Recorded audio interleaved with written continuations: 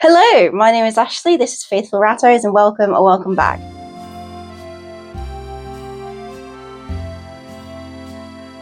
So today I thought I'd try a new filming location. Let me know what you think about this light situation. I'm not really sure how I feel about it. Sometimes I film TikTok videos here and I think the lighting's good, but who knows? Let's see. It's quite direct because it's the evening now, so let's see what you think. So anyway, let's get into today's video topic, and we are talking about unethical varieties when it comes to fancy rats and why they are unethical and why you won't find them being bred by reputable ethical breeders here in the UK.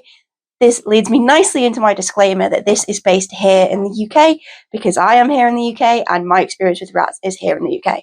Can I say UK any more times? I don't want you, if you're in a different country, say America, to find what I'm saying and completely disagree with it. That is your prerogative. My videos have always been specifically about the UK, so do keep that in mind. So, the first one on this list is probably the most controversial one on this list, and I don't really understand why. But here in the UK, hairless is an ethical variety. It is banned at NFRS shows because of its status as an unethical variety. So this is well agreed in the UK rat fancy.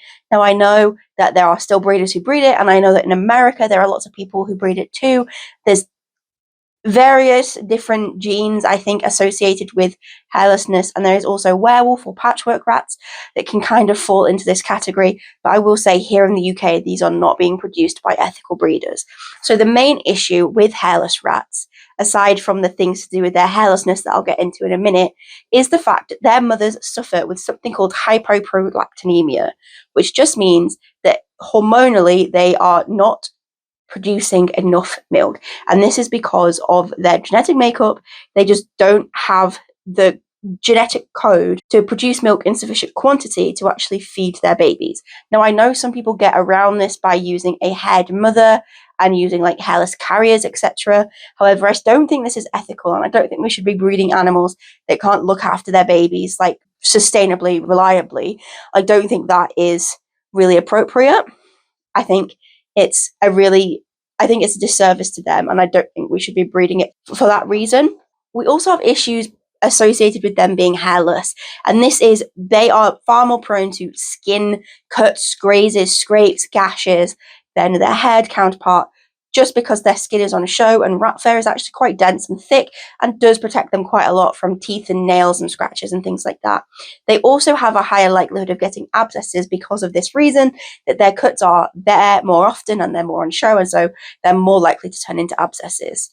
Some hairless rats don't have eyelashes, which definitely can cause them problems.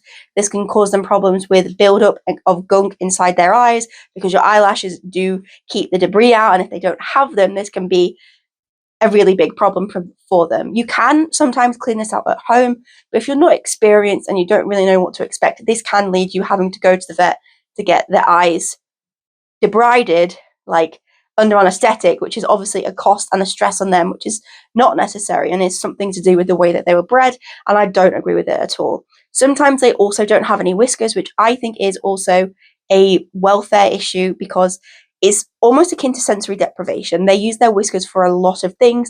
They use their whiskers when it comes to sound waves, when it comes to feeling their way around. They rely heavily on their whiskers, more so than they do on their eyesight, and so to not have whiskers is a really big issue, in my opinion, for rats.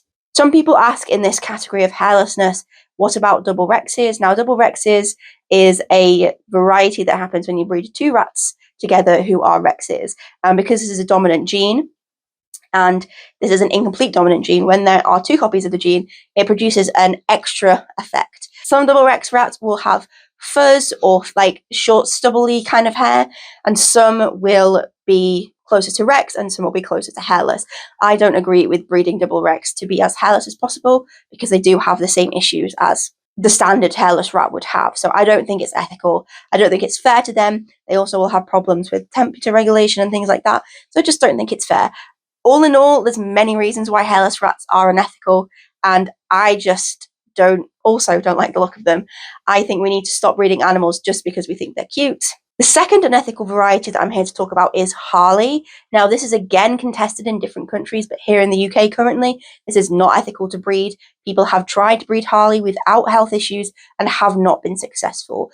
The main issue when it comes to Harleys is they seem to have a very, very big sensitivity to protein, and it causes them to have skin-related issues where their skin is super sore and red and scabby all of the time. And a lot of the time, this is despite special diets. And I don't think this is really fair or helpful to rats to live this way, where their diet has to be so heavily changed and they have to be on such a low protein diet, because protein obviously is an important part of their diet. So I think this is a really big issue, and I know of Harley rats that have had to be put to sleep because of how severe their skin issues are. It's just not fair to continue breeding them with these problems. Harley rats are the long-haired rats, and the reason why they look long-haired is because they actually have no undercoat at all. And because they have no undercoat, their hair is thinner and doesn't have as much bulk to it, which does mean that their skin is easier to break. This means they are more prone to cuts and grazes and scabs than your average furred rat. And again, this I find to be a problem associated with them. And the last unethical variety I'm going to be talking about in this video is the Manx rat. Now, a Manx rat is a rat born without a tail. Tails are super, super important for rats. They are important for thermoregulation to make sure that they are at the correct temperature. Rats use their tail incredibly well for this. Tails also are very important to rats when it comes to balance. And if they do not have their tail, they can struggle balancing. Now, if they're born without a tail or they have an amputation, they can adapt and they can cope without it. But I don't think we should be breeding rats without a tail. I think it's the same as breeding rats without eyes or without arms. They can function just fine, but that doesn't mean that we should breed them that way. And Manx also can have issues with their digestive tract, because if you think about it, a malformation in that part of the body can lead to malformation in other areas. And so Manx rats have a high chance of having something called megacolon, which just means that they are unable to poo by themselves. And this can cause massive, massive issues, as you're aware, and a lot of rats and a lot of animals with megacolon do have to be put to sleep. So it's absolutely something that people should not be breeding. As I say, this is a malformation that sometimes does just happen. And so if a breeder has one or two pop out, I'm not going to be so worried. But again, this is what we are breeding for. The aim is also the unethical part about it. If a hairless rat pops up in your line, breed away from it. Don't continue breeding for it. If a Manx rat pops up in your line, breed away from it. Don't continue breeding with those related rats. However, breeding for these varieties is where the issues lie.